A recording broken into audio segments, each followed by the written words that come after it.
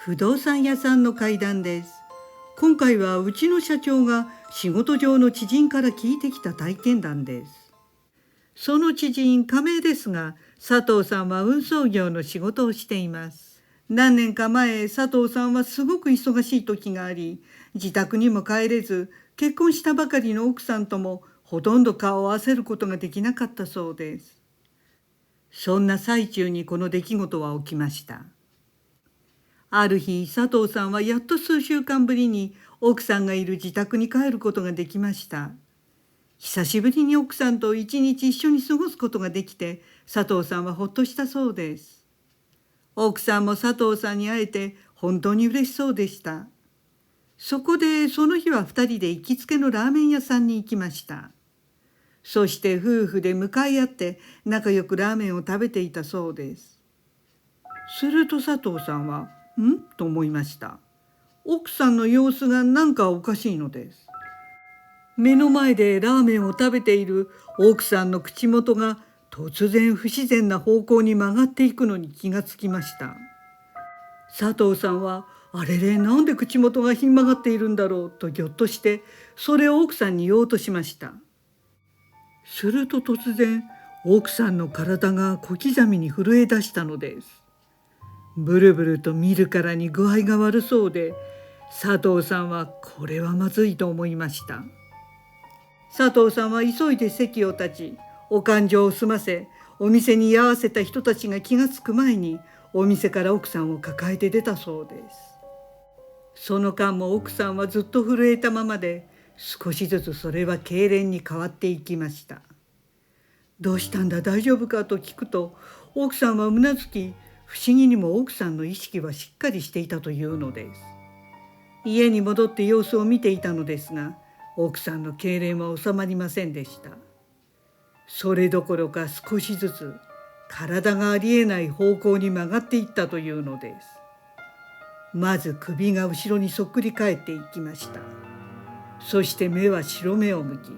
手足も関節が曲がる方向とは逆に曲がろうとしているかのようでした。その不自然な体勢は見ているだけで恐ろしく、佐藤さんはこの段階ですぐに救急車を呼んだそうです。そして救急隊が到着したので、佐藤さんが奥さんを担いで行こうとすると、佐藤さんは驚きました。奥さんの体がずっしりと異常に重く、まるで2人分を抱えているようだったのです。それでも何とか病院まで運んでもらい、検査したところ、結果はどこも異常なしということでした。異常なしってどういうことと思いましたが、結局病院で少し休んでいたら、痙攣などの異常反応は何とか収まって落ち着いたそうです。佐藤さんも奥さん本人も一体何だったんだろうと不可解に思っていました。ただ佐藤さんは内心、この原因不明の症状は自分が仕事でずっと家を空けていて奥さんを一りぼっちにさせていたので、彼女に思わぬストレスがかかっていたせいではないかと思い、責任を感じていたそうです。それからさらに2週間くらい経った頃でした。佐藤さんと奥さんが2人でテレビを見ていると、あの発作がまた再び奥さんを襲ってきました。この2回目の時、奥さんは自分に発作が襲ってくる予兆を直前に感じたそうです。前回と同じように体は痙攣し、手足はいらぬ方向に曲がっていくのですが、また奥さんの意識はしっかりしていました。佐藤さんは慌てて救急車を呼び、奥さんを病院に運んでもらいました。2回目はさすがの救急隊も奥さんの異常な状態に驚いていたそうです。ところが今回も検査の結果は異常なしだったのです。そして今回も少し経つと奥さんの症状は落ち着き、家に帰れたということでした。この時すでに佐藤さんは何かがおかしいと思ったそうです。あまり幽霊とか迷信めいたことを日頃は考えない佐藤さんでしたが、まさかと思いました。そこで友人にこの出来事を話すと、その友人がそれは霊障なのではないかと言ったそうです。佐藤さんはあまりに異常な症状で原因も不明なだけにその手の類なのだろうかと思いました。すると友人が霊媒師を知っているから今度会ってみないかと勧めたそうですが、その時はまだ佐藤さんはそこまで確信が持てず真剣に考えませんでした。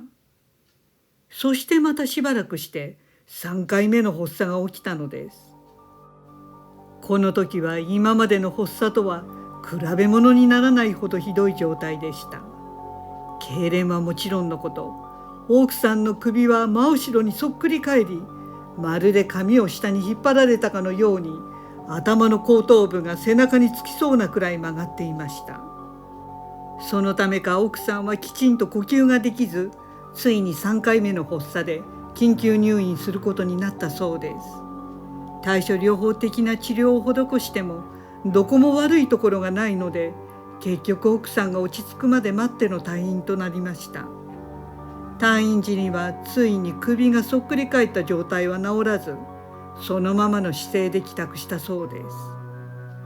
す。佐藤さんはこれはまずい、本当に霊障なのかもしれないとついに真剣に考え、霊媒師のところに奥さんを連れて行きました。奥さんを霊媒師に会わせると、奥さんの症状は少し落ち着きました。そして早速霊視をしてもらい、霊媒師はこんなアドバイスをしたそうです。これは水に関わることですね。奥さんの実家に井戸があるはずですから、それが関係しているのです。というのでした。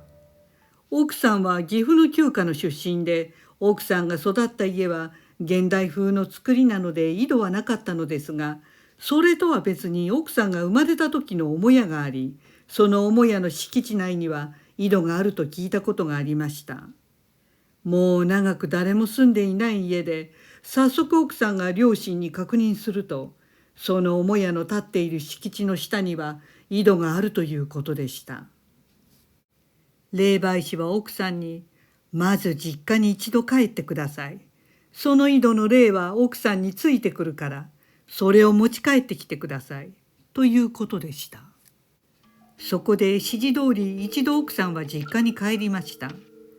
不思議なのは岐阜の地元には両親や兄弟姉妹がいるのですが、その誰一人佐藤さんの奥さんのような霊障を受けている者はいなかったそうです。細かいことは省きますが、佐藤さんの奥さんは実家の母屋の井戸で霊媒師に教えられた通りのことをして霊を連れて帰りました。そしてすぐその足で霊媒師に会いに行き、その場で霊を浄化してもらったということです。